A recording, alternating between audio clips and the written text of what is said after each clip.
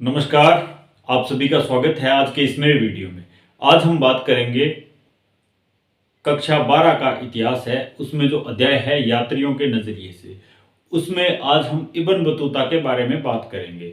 इस लेसन से आपकी जो बोर्ड परीक्षा अभी 2024 में होनी है 12वीं कक्षा की राजस्थान बोर्ड की, उसमें 6 नंबर के प्रश्न आने हैं, जिसमें से एक प्रश्न वस्तुनिष्ठ आएगा, एक अति लघुतरात्मक आएगा और 2 लघुतरात्मक प्रश्न आएंगे जो 2-2 नंबर के होंगे। तो आइए मैं आपको बताऊं कि इसमें जैसे आज हम केवल इब्न बतूता के बारे में बात करेंगे कि 2 नंबर वाले जो 2-2 नंबर वाले 2 प्रश्न आने हैं वो किस प्रकार के आ सकते हैं। वस्तुनिष्ठ प्रश्न का तो देखो, उसको आप डीपली पढ़ोगे पूरी में से कहीं से भी 1 नंबर का जो वस्तुनिष्ठ प्रश्न आ सकता है, जैसे ये पूछ सकते हैं कि इब्न बतूता कहाँ का निवासी था, तो मोरक्को का 1 नंबर का प्रश्न हो गया। इस प्रकार से उसमें से जो ऑब्जेक्टिव वस्तुनिष्ठ वाला है वो छोटा सा प्रश्न आएगा। उसके अलावा जो लघुतरात्मक है वो भी एक लाइन का उसका उत्तर रहेगा, वो भी बिल्कुल इसमें से निकल जाएगा कहीं ना कहीं से, जब अगर हम ध्यान से इसको करेंगे। और 2-2 नंबर वाले प्रश्न भी मैं आपको बताऊंगा। तो आइए शुरू करते हैं इब्न बतूता के बारे में। इब्न बतूता आप सभी को पता है कि उसका जन्म था वो मोरक्को के तंजीर में हुआ था। इसका जो परिवार था बहुत ही शिक्षित परिवार था, और वहाँ का इसके जो न्यायाधीश का परिवार था, तो इसको वहाँ से पहले से इसको खूब शिक्षा अच्छी मिली थी। उसके बाद ये इसको यात्राओं का शौक था, और ये लगभग 22 वर्ष की उम्र में घर से अकेला ही निकल गया। उस समय क्या होता था, यात्रा पर अगर कोई यात्री निकलते थे वो कारवां के साथ निकलते थे, समूह में निकलते थे। लेकिन ये इसके अंदर इतनी जिज्ञासा थी कि अगर मैं कारवां का इंतजार करूंगा तो मैं बहुत लेट हो जाऊंगा। 22 वर्ष की उम्र में लगभग 1333 में ये सिंध पहुंच गया था। उस समय जो कि सिंध में ये 1333 में पहुंच गया। सिंध में आकर इसने वहां से आगे की जो यात्रा शुरू की, तो ये दिल्ली पहुंचा। दिल्ली में उस समय कौन था, मोहम्मद बिन तुगलक सुल्तान थे। दिल्ली के सुल्तान उस समय मोहम्मद बिन तुगलक थे।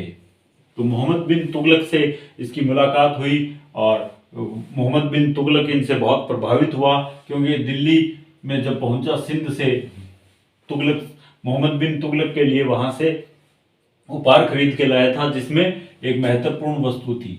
क्या थी? दास। तो उस समय दासों की खरीद फरोख्त होती थी। ये इसने अपने जो इसका यात्री विवरण है रिहला, उसमें भी ये बात लिखी है। दासों के बारे में इसने विशेष रूप से बात बताई है।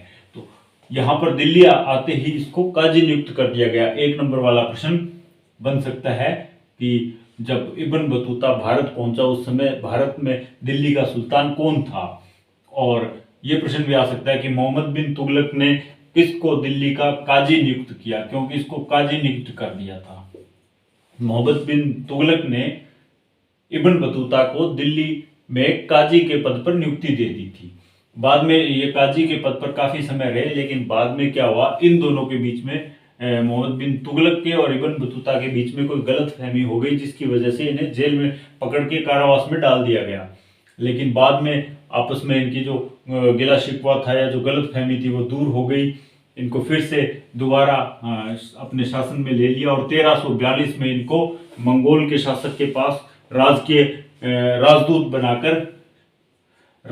बनाकर वहां पर इसको भेजा गया। कहाँ पे भेजा गया, ये प्रश्न भी आ सकता है 1 नंबर वाले प्रश्न में। मंगोल शासक के पास भेजा गया।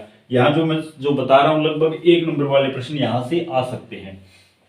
तो 1342 में कब भेजा? 1342 में। सिंध कब पहुंचा? 1333 में। भारत 1333 में पहुंच गया था दिल्ली। मोहम्मद बिन तुगलक के दरबार में काजी नियुक्त कर दिया था। 1342 में मंगोल शासक के पास राजदूत बनाकर किसने भेजा? मोहम्मद बिन तुगलक ने। अब ये यहाँ से अपनी यात्रा शुरू करता है। ये मंगोल शासक के पास जाने से पहले सबसे पहले जाता है मालाबार। वहां से मालाबार तट से होता हुआ ये मालदीव जाता है। मालदीव से ये श्रीलंका पहुंचता है। श्रीलंका से फिर वापिस ये मालाबार आ जाता है। मालाबार से फिर ये मालदीव जाता है।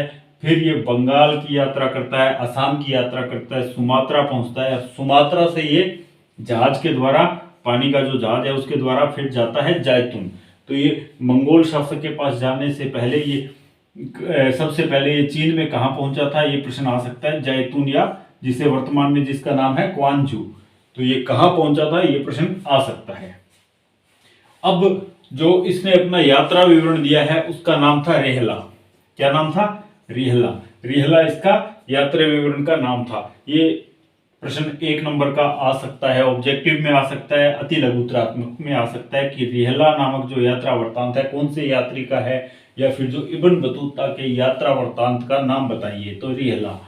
अब एक प्रश्न जो मॉडल पेपर में भी है, बोर्ड परीक्षा के मॉडल पेपर में दिया हुआ है कि जो इब्न बतूता था उसको जो अपना विवरण लिखने के लिए एक लेखक उपलब्ध करवाया गया था, उसका क्या नाम है?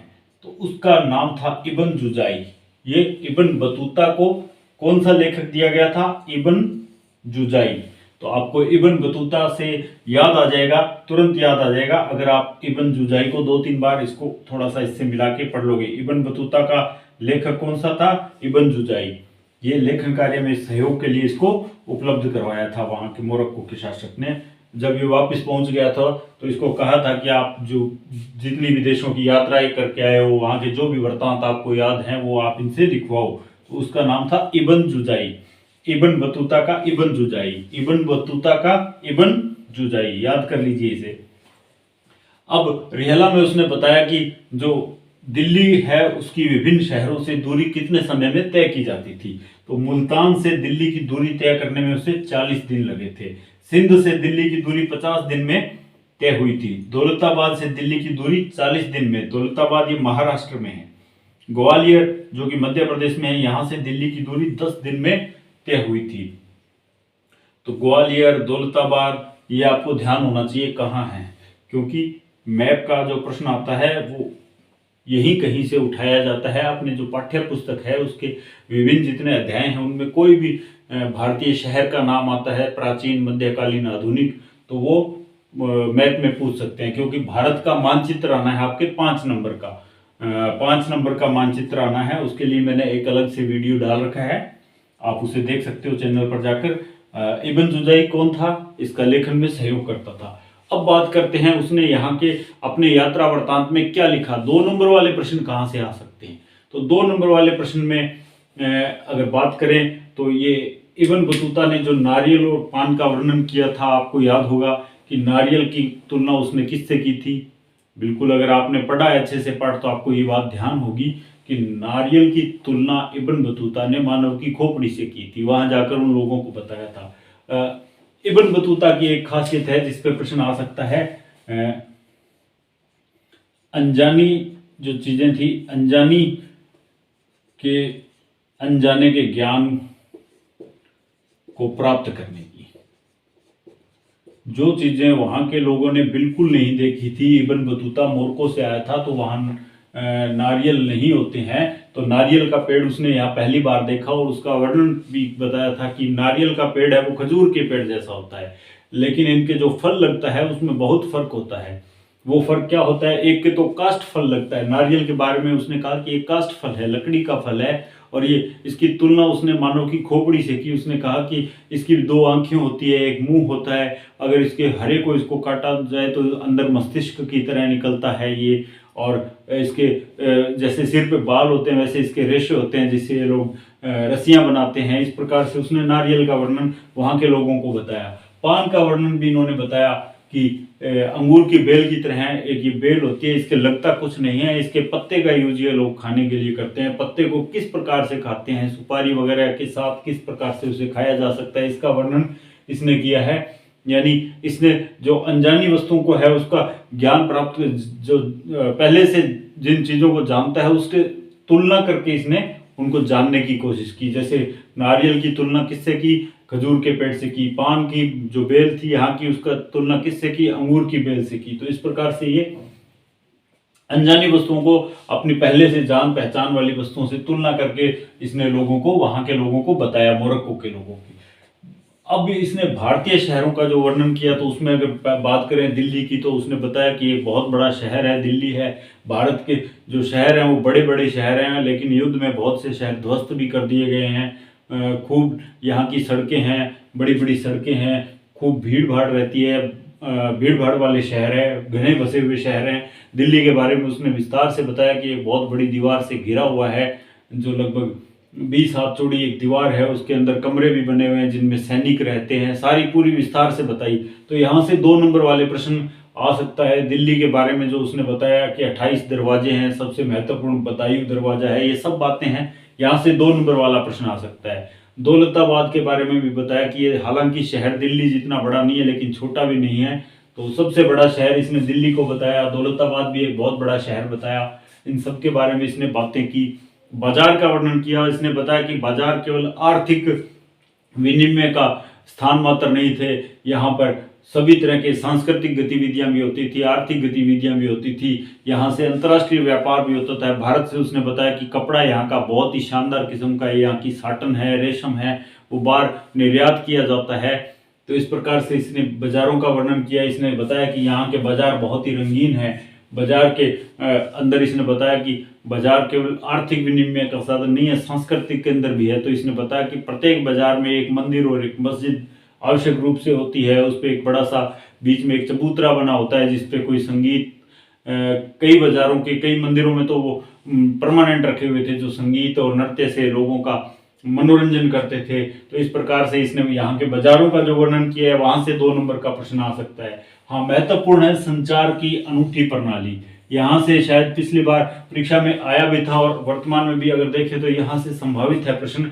बहुत ही जो संचार की अनूठी प्रणाली थी जो उसके बारे में जिसने बताया कि जैसे सिंध से दिल्ली की यात्रा तो समय तो 50 दिन का लगता था, लेकिन यहाँ की जो अनूठी संचार प्रणाली थी उसमें कोई अगर मैसेज देना होता था सिंध से सुल्तान को तो वो केवल 5 दिन में वो बात यहाँ तक पहुँच जाती थी। इतनी शानदार उस समय की संचार प्रणाली विकसित कर रखी थी। इसमें एक तो घोड़े पर जो कुछ संचार प्रणाली घोड़ों के द्वारा जो संचालित की जाती थी और एक पैदल सैनिकों के द्वारा की जाती थी। तो ये 2 तरह से यहाँ पर जो संचार प्रणाली थी पैदल सैनिकों के द्वारा संचालित की जाती थी।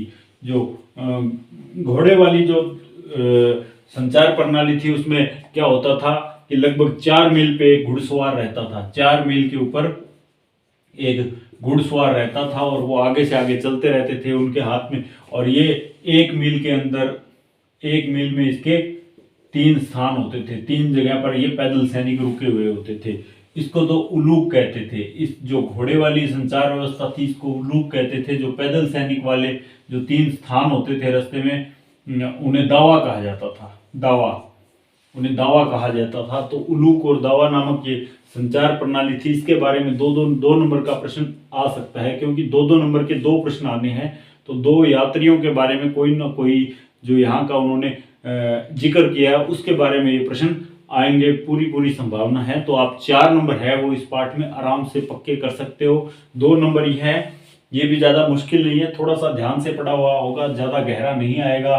काजी पद पर किसको नियुक्त किया, इसका जन्म कहाँ हुआ था, वो भारत कब पहुँचे थे, भारत में उस समय शासक कौन था, उन्हें कहाँ के शासक के पास राजदूत बनाकर भेजा था, किसको राजदूत बनाकर भेजा था, कब भेजा था और वो पहले कहाँ पहुँचे। यहाँ से इस प्रकार का जो प्रश्न आना है वो शॉर्ट आंसर वाला आना है या जो वस्तुनिष्ठ आना है वो यहाँ से आना है। तो 6 नंबर का ये पार्ट है, बहुत आसान है और सबसे ज़्यादा इंटरेस्टिंग पार्ट है। अगर आप बात करें आपके इतिहास की तो इसको आप 2-3 बार पढ़ लेना तो आपके 6 नंबर ये बिल्कुल क्लियर हो जाएंगे। अब इसके अलावा संचार की अनूठी प्रणाली के बाद अगर बात करें तो एक है जो यहाँ के जो दास थे उनसे वो किस प्रकार से अपनी जो गुप्तचर प्रणाली चलाता था उससे संबंधित भी प्रश्न आ सकता है। गुप्तचर प्रणाली जो प्रत्येक अमीर होता था उसके पास दास रहते थे, उसके पास सुल्तान के द्वारा दिए हुए दास रहते थे और सुल्तान उनके जो घर होते थे उनके अंदर जो दासियां होती थी उनको काम पर भेजा जाता था, वहां से वो सूचना एकत्रित करके लाती थे। तो महिलाओं के बारे में भी इसमें प्रश्न जो बताया गया है, इब्न बतूता ने यहाँ की महिलाओं की स्थिति जो बताई है उससे भी प्रश्न आ सकता है। तो इस प्रकार से अगले वीडियो में मैं आपको जो अपने दूसरे हैं इब्न बतूता के अलावा बर्नियर है या दूसरे एक और यात्री थे उनके बारे में चर्चा करेंगे कि 2 नंबर के प्रश्न उनके किस प्रकार के बनते हैं और 1-1 नंबर वाले हैं वो तो लगभग सारे थोड़ी सी दूर में अपने कर लेंगे। तो तैयारी करते रहिए, बहुत जल्द आपकी परीक्षा होने वाली है। उम्मीद करता हूँ आप सभी उसमें अच्छे अंक प्राप्त करेंगे। तो वीडियो देखने के लिए बहुत बहुत धन्यवाद। Thank you.